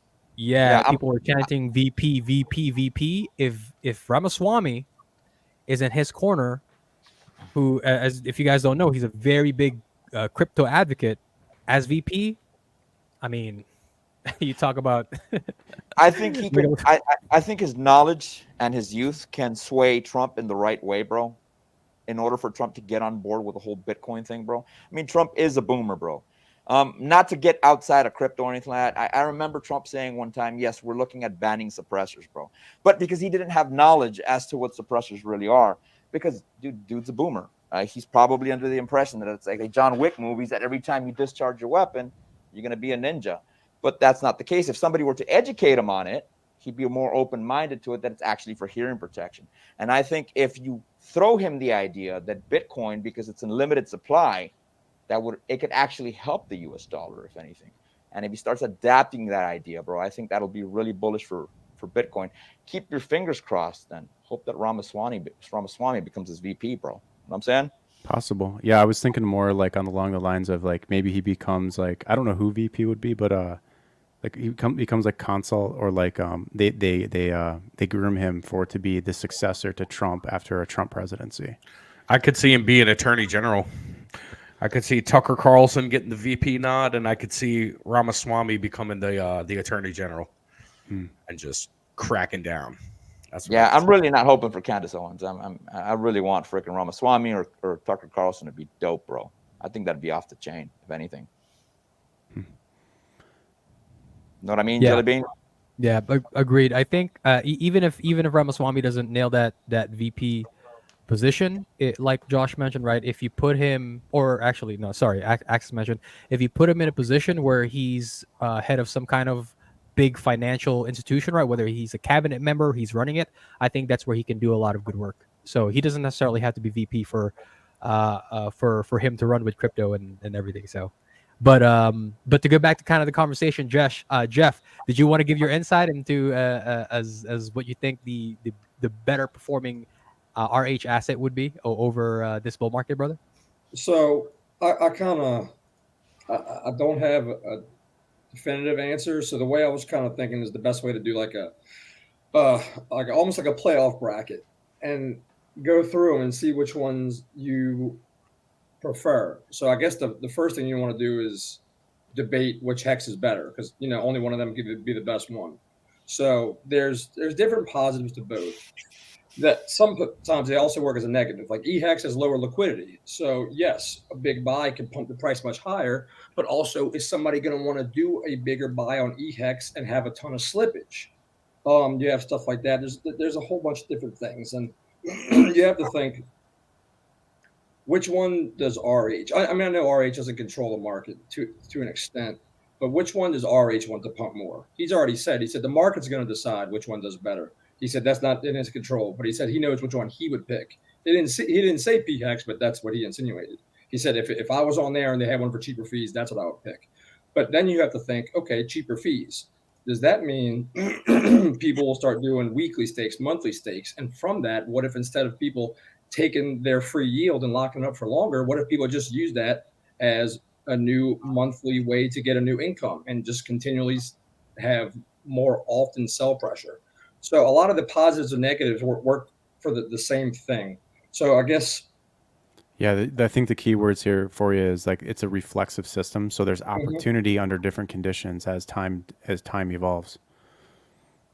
Sure. Yeah, I think you nailed the terminology, reflexive, like that.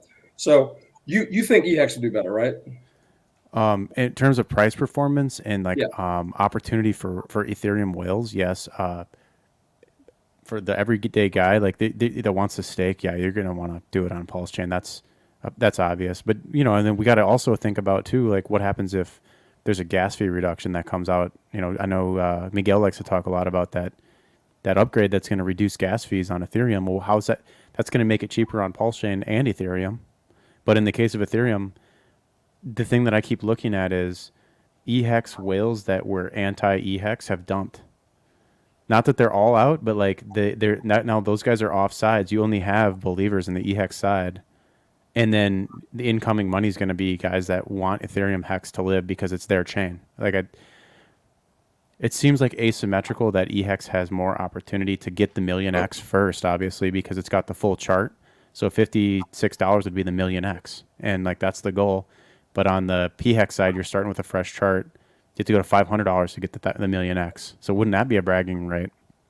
I don't know, man. I just see a lot of data pointing that both that's why I kind of pair them together. It's like it's the same group of guys that have both coins, really, if you think about it. So in terms of like dolphins and up, and so they're both going to do amazing. It's hard to say which one could do because they're going to take turns. It may perhaps PX always has a premium, but perhaps there's periods in the cycle where the narrative shifts just enough and EHEX goes on premium for a while, and so. Don't fade the ratio trade there if that's something that you're into. I'll bet the same thought as far as what if it's always kind of seesawing the numbers and whichever one pops up underneath the ratio, you're going to be getting a higher yield on that side. You're going to be getting more T-shares. So you can kind of see it seesaw back and forth. But like you were saying, all the EHEX doubters have sold. Everybody in EHEX definitely got out. The people that are in are really in. Plus, Joe Blow wants to look up how to get Hex and stuff like that. They're looking at Ethereum. They're not looking at the PulseChain Hex. I'm talking about your average person who hears about a Hex. They go online, look at it. They're going to be seeing EHEX. So yeah, I could see it play. But when we were talking about LPing and ratio trading. So let's say that PHEX or EHEX come to parity. They're both worth one apiece. And then let's say with that parity, you have 100 Hex to like 100 PulseChain. So if my math's right, theoretically, if they're so heavily liquidity bonded, if PulseChain hit 3 cents, that would put PHEX at $3, right? Mm-hmm. Put both of them at $3. Yeah. And that's kind of my range for Pulse is 1 to 3 cents. So it's funny you brought that up. Yeah, it's funny you mentioned that. Speaking of PulseChain, I want to show a PulseChain chart for you cats. Is that cool? Go for it, brother. All right, man. Let's pull up some a little bit of bullish PulseChain TA. And this is what I got, bro. I've been looking at the charts as of recent, bro, and I am finding this Elliott wave that we got going on PulseChain. Current value of PulseChain is 3 zeros and a 1 2. And it looks like we're following all the aspects of this Elliott wave. And I did draw this support resistance line. If Hex or PulseChain keeps pumping to the upside, man, we remain bullish. I could see PulseChain as of recent going up to 3 zeros and a 1 9 before it pulls back to 3 zeros and a 1 5. And I think it'll top out before it starts a new cycle at 3 zeros and a 2069. Now, why am I putting number 5 over here? If you back up, you can see that I have this area of support over here, man, at the local tops. Let me go and draw this for you cats right there. What I mean? So food for thought. Something you guys can sift on a little bit. I'm with you on this like extended move here and like seeing this. It's like a bull flag into a bull flag, and then this would actually explode off into one more push higher. It's because when this thing retraces this time, you're not going all the way back down. This is like the move, right? No. So Yeah. it's, oh man, it's actually kind of scary how parabolic it is right now. Yep. Yeah. Did you guys see the chart? When I came back, I didn't see the chart. Yeah, we saw it. Yeah. Oh, fabulous. The funny thing is, I got the very similar Elliott wave pattern drawn out for not just PulseChain, but for PulseX as well. Show us yours, monkey. We want to see it. All right, give me a. You can't walk out of here without showing us some freaking PulseChain and some Speaking Hex of- TAs. All I right, didn't mean to cut you so off. I was gonna say, my bad, Jay. I just wanted to say real quick. Speaking of parabolic, you looked at the Axis coin. What's going on with it right now? Dude, we got to I pull have up the not. chart. I'm looking at it right now. later. It just shot up like 20%. Oh, yo, people are FOMOing in because Dude. of how bullish Axis is about Pull up EX, this bro. chart once. This is insane. Like I'm gonna make the first ever liquidity pair between Axis and DRT token. dude, we'll pull you up, baby. Well, I'm for it. I'm all for it. That's Axis, awesome. you want me to share your screen real quick? Yeah, let's do it. Let's chill. Okay. So here we are, the log chart on Axis token. Ooh. That's a nice We looking just chart. hit $21,000 a coin. People are probably wondering, oh, how the hell is that possible? There was no sacrifice. I stealth launched this coin. Nobody knew it existed. And then organically, the market started to notice. If I flip this to log, you'll see this is a 12-hour. But if I flip this to log, this is what we look like. It started below. It started below a penny. And yeah, so I mean, That's a weird ass freaking chart, son. I've never seen one like amazing. there's about Where's the 99% sell off at the start? yeah, there is none. Yeah, it says here that there's $483,000 in liquidity. So, and I know that's not all me. So, obviously I've had some great supporters throughout this chart history. It's like, I think it's coming up on 6 months old now. It started in July 27th here. But yeah, just an amazing experience launching this coin, and then the market just kind of gravitating toward it. I think I have counted now. I do deep chain analysis, and the whole point of it was for it to be an educational tool on on accessalive.com, so we could look at the chain because it launched, stealth launched. You could see every single participant going back to the beginning, when they got in, how much they got, when they decided to sell. For example, in this period here, a Hex Dolphin came in and pumped the price from $800 to $1,500 in one candle, and then a Hex Shark came in behind him and pumped it 10x in 15 minutes, and then it tanked 89% within 5 hours. And so, but you get to see these early guys that got in down here at $50, $100. One guy got in down here at $10, on day 5 or something, and he came in here and just couldn't even stand the gains anymore and nuked the price down in one candle. Did a 10 coin sell, dropped us 80%, and then the market came back in with force and pushed it back up 382% in a day and a half. But yeah, it was an amazing experiment, and we've gotten to see it kind of go, and now it's just the community is really rallying behind it, and I can't be more proud of having been able to be a part of this thing. That's some gangster shit, man. Hey, man. See, that's what happens when you provide value, right? The people just tend to rally behind people with substance and who provide value, right? And ask for nothing in return. So, I mean, kind of par for the course there, buddy.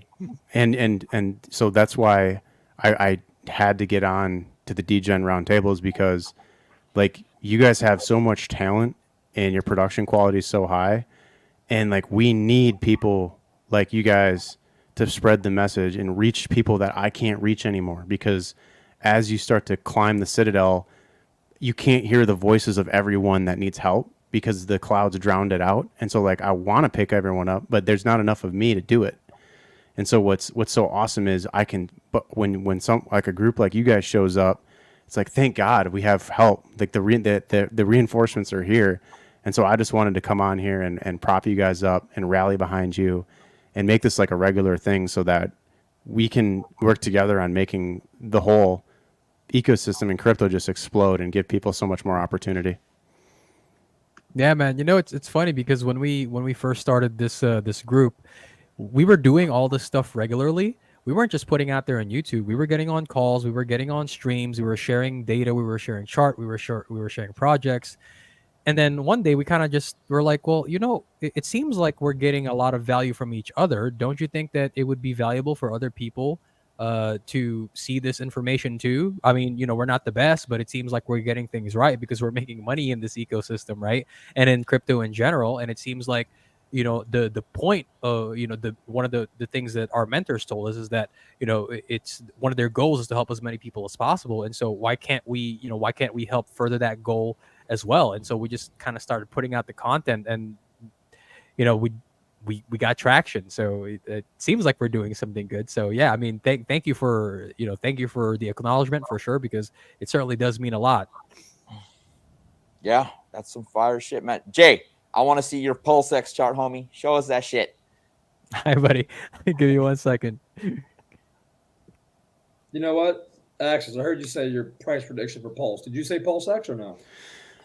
Well, I didn't. I don't have a price projection for PulseX. I'm trying to think about like a really clever answer for that. I think that at some point in the cycle, it's just gonna like go off the rails and like overperform Pulse like crazy. At some point towards the end, when the buy and burn really starts to thrive. Well, and dude, we can't even predict when. Oh, hey guys, we just added limit orders to PulseX. Oh, hey guys, we just added this new top secret farm to PulseX. Oh, hey guys, we just added some single-sided staking to Pulse. When that stuff goes online, like boom, boom, boom, SEC case done, gone. Like the amount of like hype that goes into that move, like you're gonna like probably like the hockey stick, like you couldn't even imagine, right? So it's hard to predict how high the prices on these things can go, for sure. Somebody did the math, and they said and this could be bullshit because I never double checked it or fact checked it. They said if Uniswap would have had the buy and burn that PulseX has, it would have outperformed Ethereum. I don't know if that's true, but if it is true, I'm very excited. Yeah. Apex, that could be a very clear possibility, man. That buy and burn mechanism will be a major feature, bro. Once the bull run comes, I mean, we are in a bull run, but once we come into major effect, bro, and people find out of this thing called buy and burn, bro, they're going to see it's got much more potential than Uniswap. Now, one of the things that I've been waiting for the longest time is for Richard to launch ETH on PulseX, bro. That would be dope. The thing, though, about it is, like, once Hart's Law settles in, if the max for PulseX is 1 to 3 cents, then that means the max for PulseX is going to be 0.3 to 0.9 of a penny. Now, where you could see a higher price point than that is where Axis was talking about, where you do get those radical swings up. But once Hart's Law sets in, if you're going to use the 3-to-1 ratio, if you have 1 to 3 cent pulse, then you're going to have 0.3 to 0.9 PulseX. Yeah, that's a really good point, Josh. And to your point, like, do I actually see PulseX going beyond parity with Pulse? Like, I can't even really imagine that in this cycle, but I wouldn't rule it out either. Because when you look at the tokenomics of PulseChain, it inflates to some degree, and PulseX just does not. And there's already been $30 million burned away.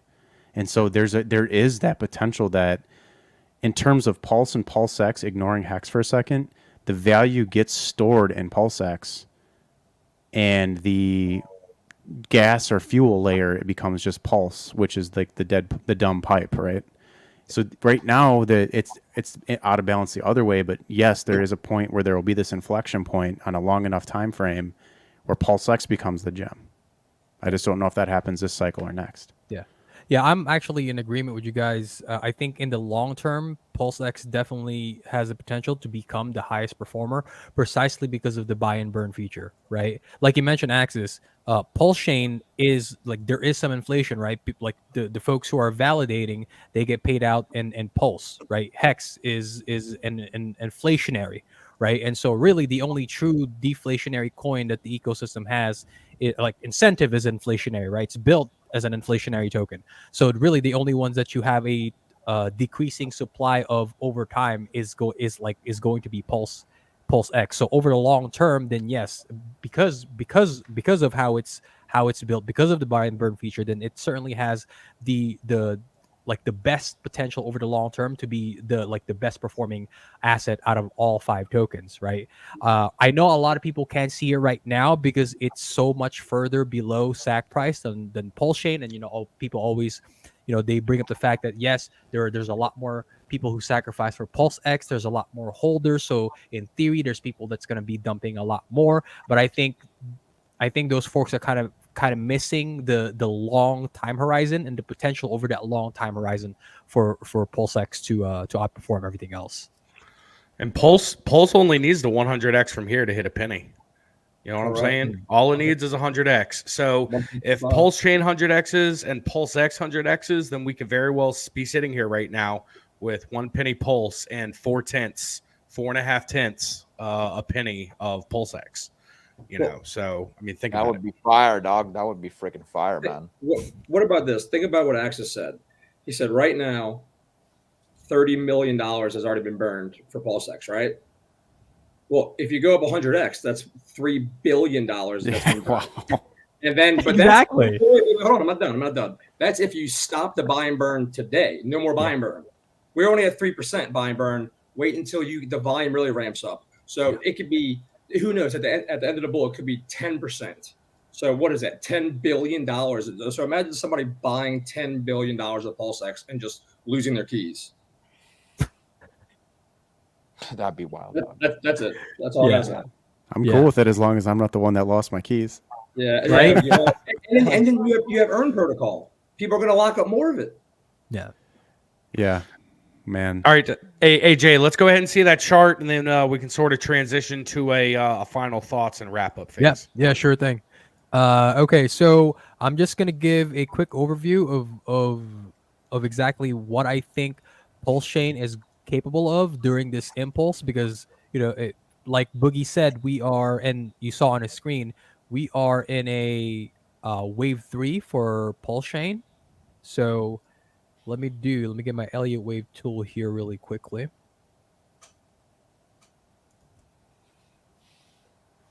we go. Right, we've PulseChain found its bottom right here. That's our wave 1, our wave 2, and now we're heading into a macro. I want to say the macro wave 3, but PulseChain's first wave 3.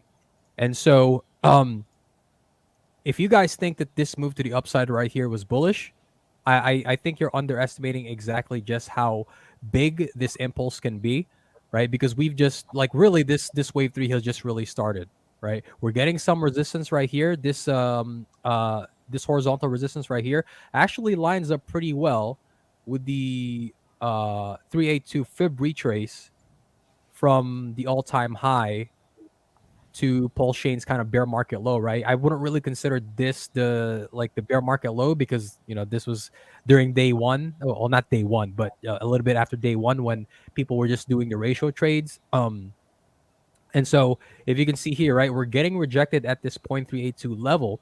But if you notice, and you can't see this as clearly on the daily chart, but take a look at the weekly chart. This is what's got me really bullish for this wave 3.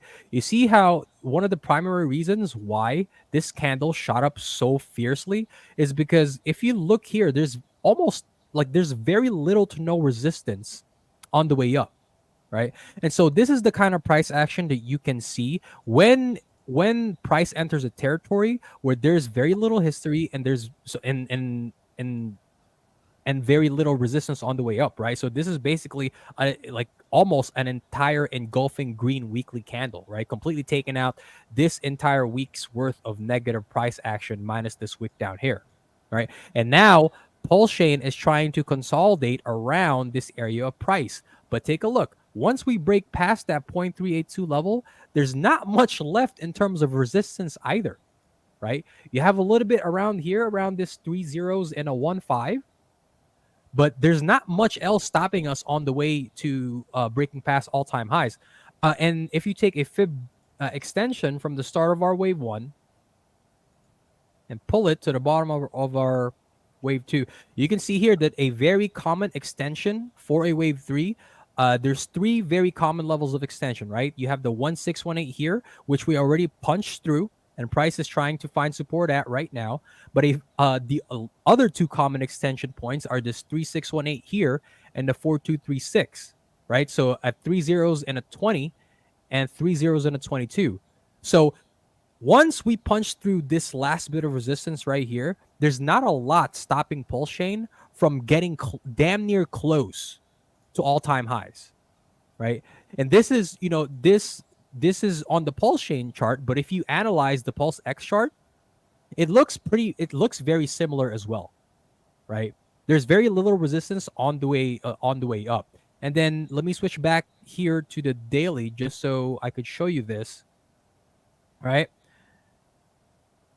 There's a reason why I have that orange circle right there. We just hit the golden cross, right? The golden cross is when you have your 50 moving average finally make its way above the 200-day moving average. And when this occurs, it's characteristic, right? It's characteristic of bull markets, right? After it's found its bottom, and look at here, right? You have that upward sloping trend line. You've hit this golden cross. That's very indicative of price wanting to continue on the way up, and very indicative of something being out of its bear market and finally into its bull market. So, yeah, to say that I'm bullish for what's in the cards for PulseChain over the next few months, I mean, I think that's an understatement, and I think everybody here is pretty much on the same page as well. Love it. Outstanding conversation. Shout out to the chat right now. Chat, you guys have been on fire all night. I've been trying to keep up. Definitely wasn't able to keep up. Chat's been on fire tonight. This conversation was absolutely phenomenal. Axis, man, you said you hope we can make this a regular thing. Boogie, I hope you agree, man. If we could hop on here, once every 6 weeks or so, maybe once a quarter or something like that, and just chop it up and just, oh man, this is just a phenomenal stream. So Jay, if you're cool with that, we'll go ahead and start closing. Yeah, absolutely. All right, cool deal. So well, let's start with Boogie. Boogie, where can the folks find you? What do you got coming around the quarter? What are you working on? And what are your final thoughts? You're muted, my friend. Yeah, I think you're muted. How's that? Better? There we go. Fabulous. On Monday, I might be having a stream with Miguel. I still have yet to confirm that. I will do a stream coming this Friday or Saturday for you cats to give us an update as to how the market closes. And let me give you guys my link tree. I'm sharing it in the private chat so you guys can share it up over there. You want to follow me on freaking YouTube? It's US_Crypto_Boogie. For you cats that don't know, my last channel got blown up for talking shit. As usual, and for holding guns and showing them off on stream, giving little reviews on that. So yeah, this is my new channel. Follow me here. Hopefully I can get back to where I used to be at. Go support Boogie. He's good shit. Nice meeting you. Nice getting able to chop it up a little bit here. Appreciate that. Yeah, man. And Axis, yeah, man, go ahead. What you got coming around the corner? What are you looking forward to? And what are your final thoughts? Yeah, man, just happy that we're finally starting the bull market here in the RH stuff. I'm heavily exposed. I've been chilling this shit for 3 years, just waiting, and happy to finally be in a position now to spread the word. You can find more about me at accessalive.com. If you want to know about events that's coming up, I got the link there in the chat. I got a stream on Saturday with KDP. We're just gonna go moon math it. And then I got a little interview with Corey Costa on the 23rd, and then actually Crypto Mindset, Cultivate Crypto. Charlie and I are gonna have a conversation on my channel on January 30th on a Tuesday at 3 in the afternoon. So if you can make that, should be a good one. I got to stream with him for the first time on the Hex conference, and that happened to be a very good conversation as well. If you want to check that, it's on my youtube.com/accessalive under the videos section. And for anything else, just go email me at or hit me up on Twitter at accessalive, or email me at admin@accessalive.com. And thank you guys so much for having me. Absolutely. And if you guys could just both hang out in the green room after we end, I'll chit chat there for a minute. Jeff, what you got, man? What you got coming up? Where can they find you? You can find me in the Telegram chat. That's where I spend most of my time. But coming up, I know you said you wanted to release the updated portfolio soon, and wait till you see what the top performers are from what's on the chart. I'm pretty sure everybody can figure out what that was. Besides that, I was working on a couple different videos I wanted to put out. We have a bunch of really good guests that we haven't announced yet coming on the show. So just the usual. Good stuff. Agent J, what you got, bud? Yeah. So first and foremost, I want to thank Axis and Boogie for coming on. It's absolute pleasure having both of you here to be able to bounce ideas off of each other and obviously get some insight and wisdom from both of you, because I certainly learned a lot during the stream listening to the both of you. Thank you all, as always, to our audience for spending a little bit of time here with us. We know that time is your most valuable asset, and we do appreciate that you spend some of your time here with us on a Wednesday evening, because you've got nothing better to do except learn and make those bags. As always, you can find me at _P90Hex on X and at agent_J Schroth on Twitter. And as far as what we've got coming up, we've got our regular Sunday show coming this upcoming Sunday. And like Jeff said, please be on the lookout, because we have a few more guests coming on over the next few weeks, and we're pretty excited to have them and to share them with you. So yeah, man. Outstanding. And my name is Josh. You guys can find me on Twitter, on Instagram at Chocolate Taints. That's where you guys can find my information. Again, man, shout out to the chat. I can't say it enough. You guys were on fire tonight.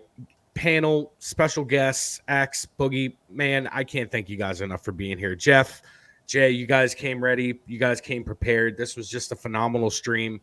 Viewership was going up as the show went on, and just great engagement across the board, whether it was in the chats, great engagement, whether it was on screen here. I couldn't be more thrilled. I'm so excited. We got some great special guests coming up. We're going to be announcing those in due time. We got some cool changes coming to the channel also. We hit a pretty solid milestone. We just crossed 500 subs. So that's a pretty cool milestone that we hit. So we're looking forward to the growth and the benefits that come with that and all that different sorts of stuff. So if you guys haven't done so already, if you could smash the like button, make sure you guys comment, make sure you subscribe to the channel. The biggest thing that you guys can do is share this URL across all your social medias, whether it be Facebook, Twitter, Instagram, whatever it is. If you guys could just share it, show your friends, show your family what you're listening to, show them how they can start getting ready to make a little bit of money the same way that you are going to be making money. You're just going to be a couple steps ahead of them. And you will also see the Telegram QR code down here at the bottom. Make sure you guys take a picture of that. Join up in our Telegram. It's free for the time being.